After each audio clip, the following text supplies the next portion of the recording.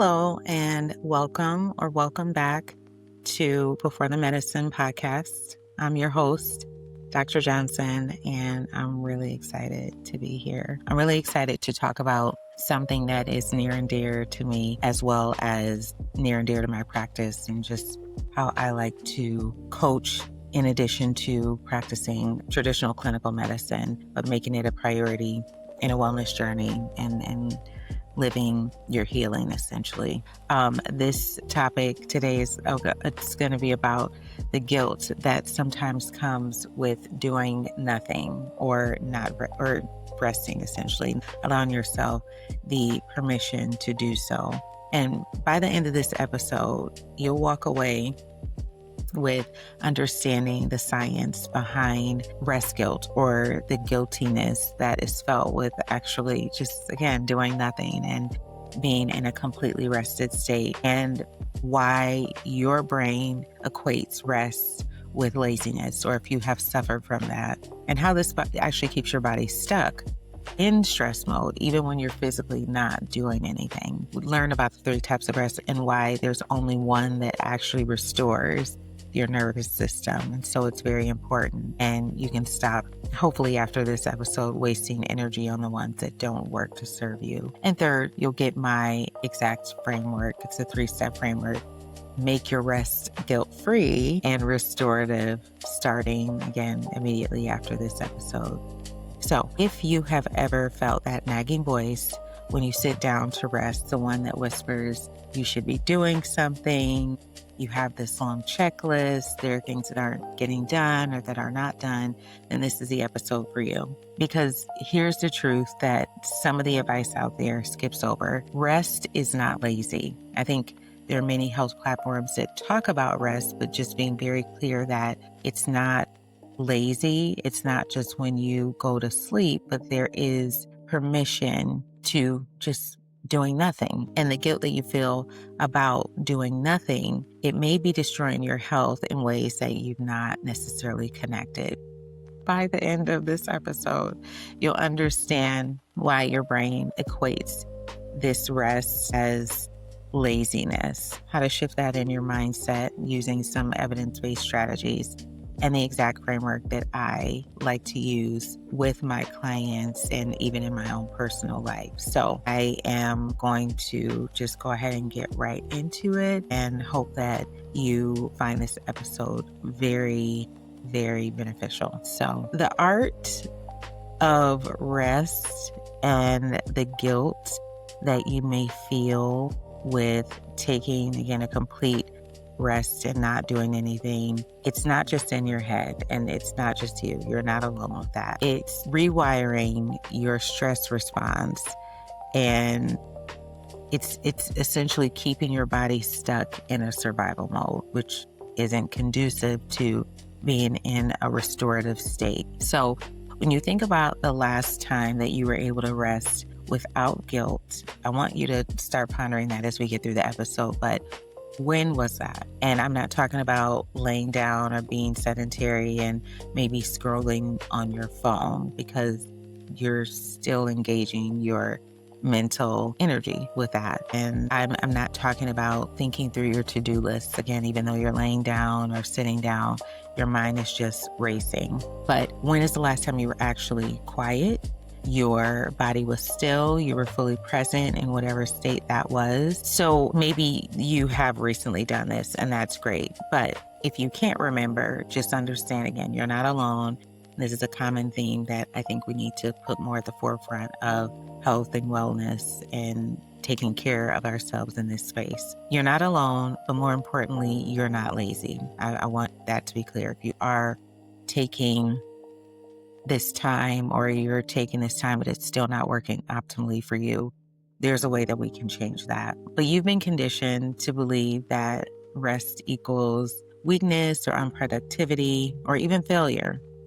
And as a physician who preaches self-care and that's been a part of my practice for a while, even if I myself haven't optimally done it for a large part of my adult life, learning that now, I can definitely say, and having my own issues that I discussed in episode 1 with a hypertensive crisis, that with life and work, so working full time myself and even the consulting firm and running a business, it's not lazy. It's actually essential. It's necessary. And I can't imagine where I would be even now if I didn't make that a priority with my own wake-up call. So you don't have to learn this the hard way. I hope that this is something that with the educational platform like this that you're a part of, you feel supported in taking the steps to do so. So reframing rest as essential medicine and not a luxury is the biggest lesson that helped me and the biggest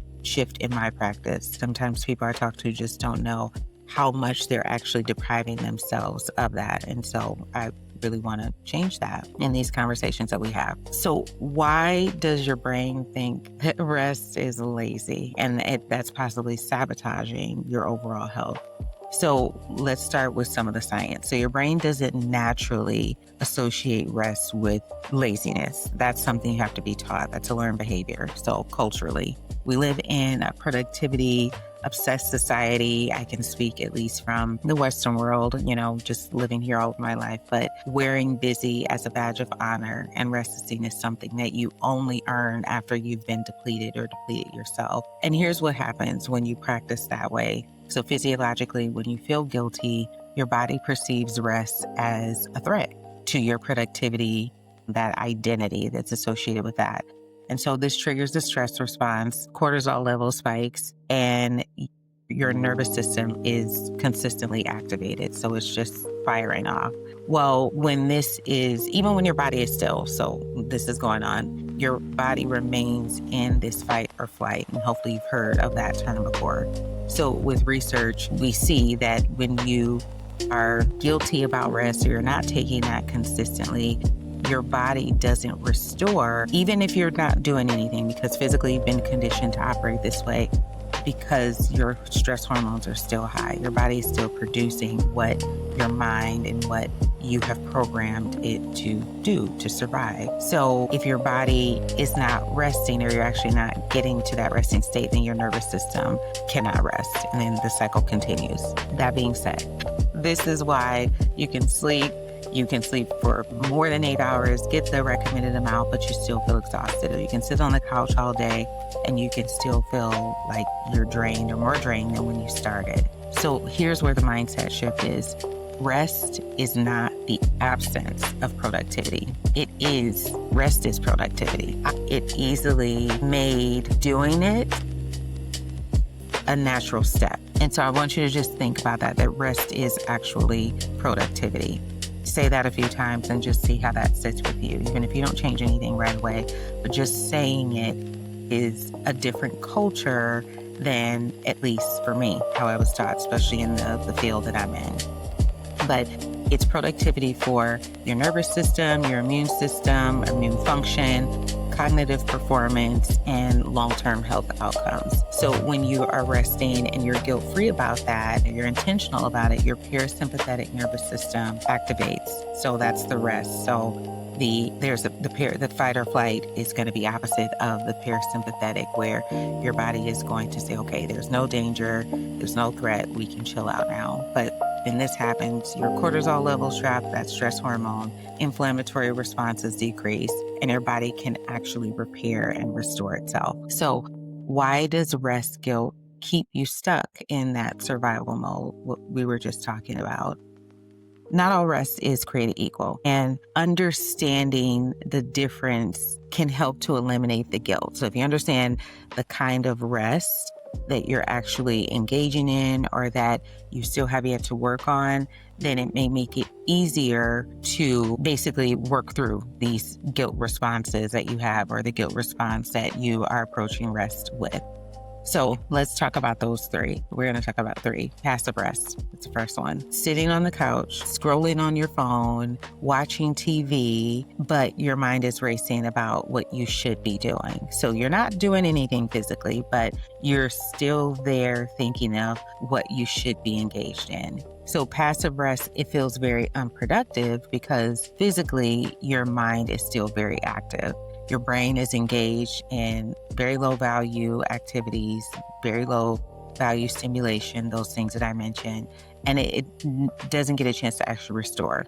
And this is the rest that triggers guilt because it's rest, but without the intention of actual rest and restoration. So the shift here would be, it's not that passive rest isn't bad. Do all these things. I've done all these things. That's okay. There's a time and a place. Boundaries, setting up those boundaries. So giving yourself permission for the intentional passive rest. So saying, hey, I'm just going to watch a movie, or you're going to do these things, but you're going to enjoy that activity while you are there. So being present with it versus doing the activity or resting in that activity, but still thinking of all the things you should be doing because this never-ending to-do list. Number 2, let's talk about active rest. So this is going to be, think about things like yoga, stretching, walking in nature, gentle movement. This kind of rest feels productive because you're doing something. So the guilt is lower. So your body is not going to think about, okay, I should be doing, you're actually doing something. And so it's valuable, but it doesn't deeply restore you. It's not a deep restoration. Now, this kind of rest may prepare you for restorative rest. We'll talk about next, but it doesn't restore you the way your body would still need it to on a regular basis. Your body is moving, which means that your systems are working the way that they should, or you're aiming to engage them in that way. But the last one, deep rest, this is going to be that lying still, no stimulation. So you can be up, you can be awake, but just not doing anything.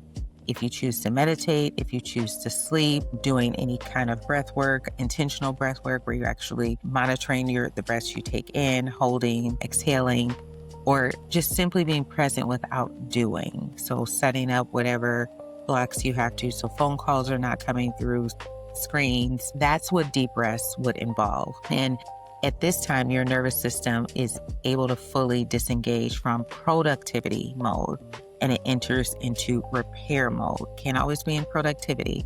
And so this rest is able to restore your health, regulate your hormones, consolidates your memory, and strengthens your immunity, your immune system, your body's ability to fight off infection. This is what we're talking about. This is the deep rest that is not lazy, but it's medication. This is medication. This is part of why when I talk about lifestyle, this is what I mean by living your health. You have to be able to sleep, but not just the surface scattered sleep, but the deep healing, or meditate, or just being present, or whatever you choose, but your body needs this on a regular basis. And reframing this as a health practice and not just a luxury that is meant for, again, you have to earn this. So how can you make your rest guilt-free? And this is, I think, what I hope the takeaway will be, so that you can maybe start some of these steps right away.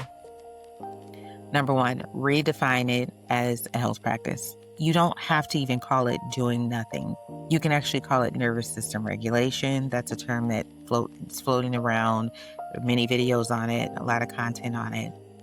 Immune system repair, cognitive restoration. You can get creative here. You can call it many things. Of course, you can call it sleep. You can call it meditation. You can call it any of those things. But I would refrain from any term that is going to make you think of something, again, that has to be earned or you don't deserve it just yet. When you reframe it with the accuracy that it is, the medical necessity, then the guilt will start to dissolve. It may not happen in one setting. It may take some time, but going ahead and practicing that and seeing how that makes you feel.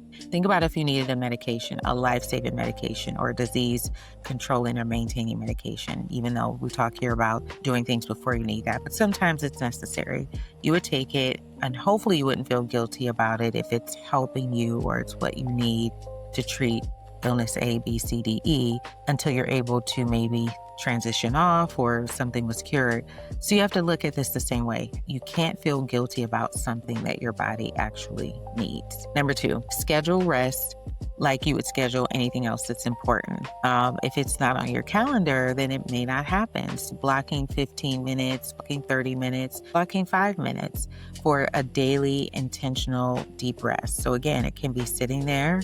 You don't have to have a phone. If you need your phone as the alarm for the few minutes that you're going to take the rest, put it on Do Not Disturb. Put it across the table so you're not tempted to grab it. Put it face down. But this is just between you and you. Treat it like an appointment as a non-negotiable. You know what time you got to be there. You're going to be there. You're going to show up and you're going to do the thing. So there's so many apps on the phone. There's so many reminders. I'm an Apple user. So I know that my phone has this whole cycle where you can input bedtime. It gives you your screen time. It gives you what time do you want the alarm so that you turn everything off. So our phones are really smart and can help us with this. I'm sure Android does too. I just have not used it in that capacity, but even see how your technology that we rely on for so many other things can help you with this. And lastly, create a rest ritual. And this will signal a sense of safety to your nervous system. It may take some work in the beginning, but it'll start to become second nature, something you don't even have to think about as, okay, I have to tune in and do this ritual. But your brain needs these cues to feel that it's safe, or else what we talked about, it's going to be in that fight or flight. And this is not like our ancestors. And I mean, back when they were hunting their food or being chased by animals and where they couldn't fully rest or rest at all times. We don't live in that exact situation. So our nervous system shouldn't be turned on in that way. You can create a ritual of how you do your lighting. So dim or soft lights. Turn off devices. We talked about that, using a specific blanket, playing calming sounds. Maybe you have some aromatherapy, but this consistency will start to train your nervous system to shift into that parasympathetic or that rest mode a little bit faster and easier and without the guilt. So what changes when you stop feeling guilty? So you implement these things that we just talked about. What will change so that moving forward, this is maintainable? Well, when you eliminate the guilt about rest or the rest guilt and embrace rest as an essential wellness practice, everything starts to shift. Your stress response begins to regulate. So this can mean lower cortisol levels, better sleep quality, your immune system, the function, it functions better. You have fewer illnesses, faster recovery, your cognitive or your brain performance, memory starts to improve. So that's better focus, decision making, chronic pain. It's a huge thing in my practice as a primary care doctor, but that inflammation starts to drop and you have that connection to your body that it's safe to rest, it's safe to restore. This is something that I try to talk to patients about with chronic pain or even acute pain. That is not something they'll deal with forever. It could be from a specific injury, but you have to rest in order to heal. I tell them that all the time. So part of when I treat pain, it's how can we get you to a good night's rest or whenever you go to sleep, but a good sleep so that you are not in this hamster wheel of your pain is out of control. So you can't sleep. And so there's this chronic inflammation. And when I break that down to patients, I'm like, oh, well, yeah, that makes sense. So again, not being afraid to use traditional medicine when you need to for reasons like that, but to get you over that hump so that you can get quality rest, do the healing or allow your body to do the healing so that you can be maintained via your lifestyle. Motivation can increase when this happens because you're operating from, again, restoration and not depletion. So you are a bit more creative, let's say. You have the focus and the energy to be able to do these other things and divvy out your attention throughout a day. So it's not necessarily about resting more. If any of us had more time in the day, we would just fill it with more things. So it's not that you need more time, it's that we need more intention and less guilt behind your right to rest. Okay. So the challenge this week, I'm going to challenge you to choose a 15-minute block. 15 minutes is a little ambitious. I was thinking about even 5 minutes or 10 minutes, but let's try 15, myself included with this. But for 1 week, 7 days of intentional deep rest. So setting that alarm, doing it associated with some other activity, but just making sure we're doing this even. So this is outside of our bedtime. So I want to make sure that we're doing this. But if it really can't be outside of your bedtime, then 15 minutes earlier to go to sleep or taking a 15-minute nap, but 15 minutes of doing nothing, just resting, no guilt. Just you breathing, being still, and allowing your nervous system to restore and say, thank you. Thank you. I will support you. I will be here for you. I will be strong. I will love you in the way that you need me to be cohesive in this entire body, in this system. I will do that as long as you're allowing me to rest and restore. So nervous system conversation to the rest of your body. Again, I like to put it like that with a lot of my patients and just how I talk to make things bite-sized and easy to understand. But essentially, if your body could talk and could thank you, that's what, in my opinion, it would sound like. So think of it like that. It's something you're giving your body so that it in turn can give you what you fully need. So you can write this down, how this works for you at the end of the week, whether you journal, whether you keep track of things, or just keep it as a part of your practice and maybe increase the time, maybe you increase the frequency. So maybe you take 3 15-minute rest breaks, or maybe you end up going to bed a full hour earlier, however you do it or how it works for you, but in a way that you can maintain it. And when that voice shows up, if it does, majority of us, it will, just remind yourself, this is not me being lazy. This is my medicine. This is what I need. And I am worthy of the restoration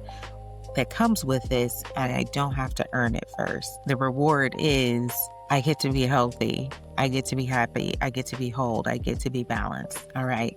So that brings us to the end of this episode. I do want you to think about what in your life would change if you gave yourself more permission or was able to practice rest without guilt. And that you can drop in the comments, and I'm going to engage with you there. I'd be interested to know some of your feedback. So that ends this week's episode, and I plan to see and talk to you next week. I am encouraging you to go get out there and take action to live the highest version of you that can align with you being in the best shape and the best mental space and the best spiritual and just whole space that you can to live a version of your life that supports you. All right. Bye.